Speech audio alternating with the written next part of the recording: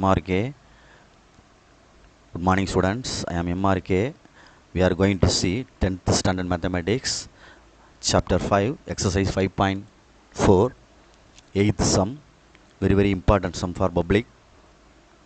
Find the equation of perpendicular bisector of this line joining the points னு கொடுத்துருக்கு. First வந்து நீ யோசிக்கணும் perpendicular bisectorனா என்ன அப்படின்ட்டு. நம்ம வந்து டூ டேஞ்சன்ட் ட்ரா பண்ணுவோம்ல, டூ டேஞ்சன்ட் சொல்லி கொடுப்பாங்க கிராஃப் இதில் ஜாமெட்ரியில், ப்ராக்டிக்கல் ஜாமெட்ரியில். அப்போ வந்து அதில் வந்து ஒரு சென்டர்லேருந்து ஒரு டிஸ்டன்ஸுக்கு கோடு போட்டுட்டு அதுக்கு பெர்பெண்டிகுலர் பைசெக்டார் வரைய வேண்டியிருக்கும். இதே இல்லை அப்படின்னா 6th ஸ்டாண்டர்டில் ஒரு லைனுக்கே பெர்பெண்டிகுலர் பைசெக்டார் வரைய சொல்லுவாங்க.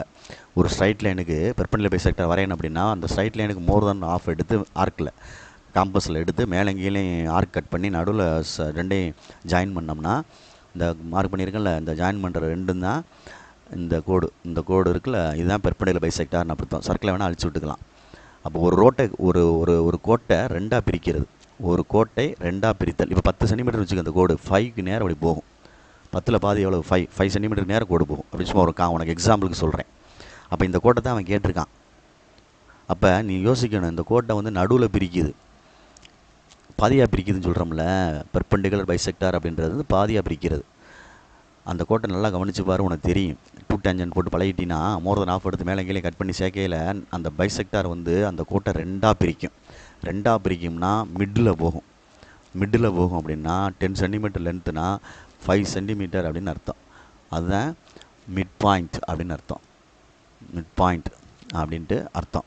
இப்படிதான். அப்போ மிட் பாயிண்ட் ஃபஸ்ட்டு கண்டுபிடிக்கணும். இந்த 2 பாயிண்ட்டுக்கும் மிட் பாயிண்ட் ஆஃப் ஏபி அப்படின்னு சொல்லி ஃபஸ்ட்டு ஸ்டெப் வந்து mid point of A B. Okay, good. அடுத்து நெக்ஸ்ட் ஸ்டெப்பு யோசிக்கணும். இந்த பெர்பெண்டிகுலர் பைசெக்டார்ன்றது அந்த கோடு வரைகிறோம்ல டேஞ்சன்ட்டில் இந்த பெர்பெண்டிகுலர் பைசெக்டார் கோடு நேராக இருக்குமா கோணலாக இருக்குமான்னு பார்க்கணும். ஸ்ட்ரைட்டாக தான் இருக்கும். ஸ்ட்ரைட்டாக இருக்கனால ஸ்லோப் கண்டுபிடிக்கணும். சாய்வுன்னு சொல்லுவாங்க தமிழில். சாய்வு அப்படின்னு சொல்லுவாங்க. சாய்வுனா ஸ்லோப். சாய்வு அப்படின்றது வந்து ஸ்லோப் அப்படின்னு சொல்கிற அர்த்தம். அப்போ ஸ்லோப் கண்டுபிடிக்கணும். சரியா? ஸ்லோப் கண்டுபிடிக்கணும். ஃபஸ்ட்டு மிட் பாயிண்ட்டு, அப்புறம் ஸ்லோப்பு. பெர்பெண்டிகுலர் பைசெக்டார் ஈக்குவேஷன் சொல்கிறனால பெர்பெண்டிகுலர் ஈக்குவேஷன் ஃபார்ம் பண்ணணும். அந்த ரெண்டையும் வச்சு மிட் பாயிண்ட் கண்டுபிடிச்சா ஒரு பாயிண்ட் கிடைக்கும். ஸ்லோப்பு கண்டுபிடிச்சா ஒரு எம் கிடைக்கும், வேல்யூ கிடைக்கும். ரெண்டையும் மிங்கிள் பண்ணி யூஸ் பண்ணி பெர்பெண்டிகுலர் ஈக்குவேஷன் போடணும். y - y1 = -1/m × x - x1 அப்படின்னு அர்த்தம். தெரியுதா? அதை தான் இங்கே நான் செய்ய போகிறேன். இதுதான் கொஞ்சம் ஆப்ரேட்டிங் சிஸ்டம். மிட் பாயிண்ட் கண்டுபிடிக்கணும், ஸ்லோப் கண்டுபிடிக்கணும், y - y1 = -1/m × x - x1 perpendicular equation form பண்ணணும். புரிஞ்சுக்கோ. இப்போ பெர்பெண்டிகுலர் பைசெக்டார்ன்ற கணக்கு ஒரே ஒரு சம் தான், வெரி இம்பார்ட்டன்ட் சம். ஒரு கோட்டை இரண்டாக பிரித்து வரையப்படும் கோடு. அப்போ ஒரு கோட்டை இரண்டாக பிரிக்கப்படும் பொழுது நடுவில் தான் செல்லும். அப்போ மிட் பாயிண்ட் கண்டுபிடிக்க வேண்டும். நடு அப்படின்றது மிட் பாயிண்ட், அந்த புள்ளி மிட் பாயிண்ட். ரெண்டாவது, அந்த கோடு நேராக செல்லும். ஸ்லோப் கண்டுபிடிக்க வேண்டும், சாய்வு. பெர்பெண்டிகுலர்னு வார்த்தை இருக்குல்ல, அப்போ பெர்பெண்டிகுலர் ஈக்குவேஷன் போடணும். அப்போ ஃபஸ்ட்டு மிட் பாயிண்ட் கண்டுபிடிச்சா ஒரு பாயிண்ட் கிடைக்கும், ஸ்லோப் கண்டுபிடிச்சா ஒரு எம் கிடைக்கும். ரெண்டையும் யூஸ் பண்ணி y - y1 = -1/m × x - x1 என கண்டுபிடிக்க வேண்டும். ஓகேங்களா? ரைட். நெக்ஸ்ட்டு ஆப்ரேட் பண்ண போகிறேன். எவ்வளோ தூரம் உனக்கு டெஃபினேஷன் கொடுக்க வேண்டியிருக்கு பாரு.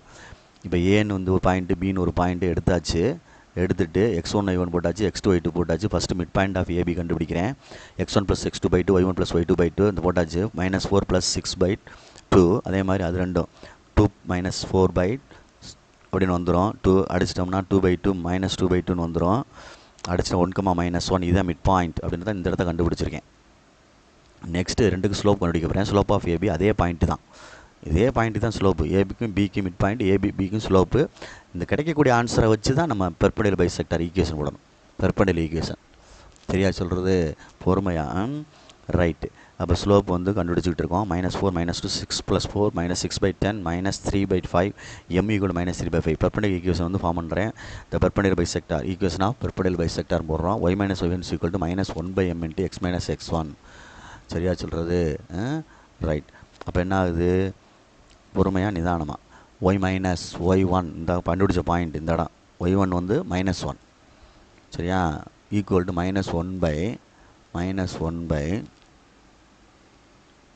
-1/mக்கு என்ன இருந்துச்சு -3/5 இருந்துச்சு.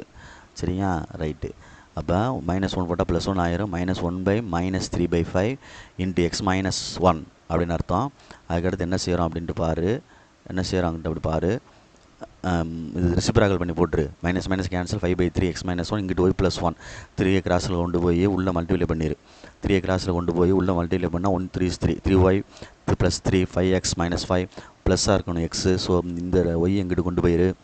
3x - 5 3x 5x - 3y -5 -3 = 0 5x - 3y -8 = 0 அப்படின்ட்டு answer. Okay, which is required equation of perpendicular bisector அப்படின்னு அர்த்தம். 3 ஃபார்முலா வரும் பெர்பெண்டிகுலர் பைசெக்டாருக்கு, மறந்துடாத. மீடியன் வேறு, ஆல்டிடியூட் வேறு, பெர்பெண்டிகுலர் பைசெக்டார் வேறு. Okay, thank you.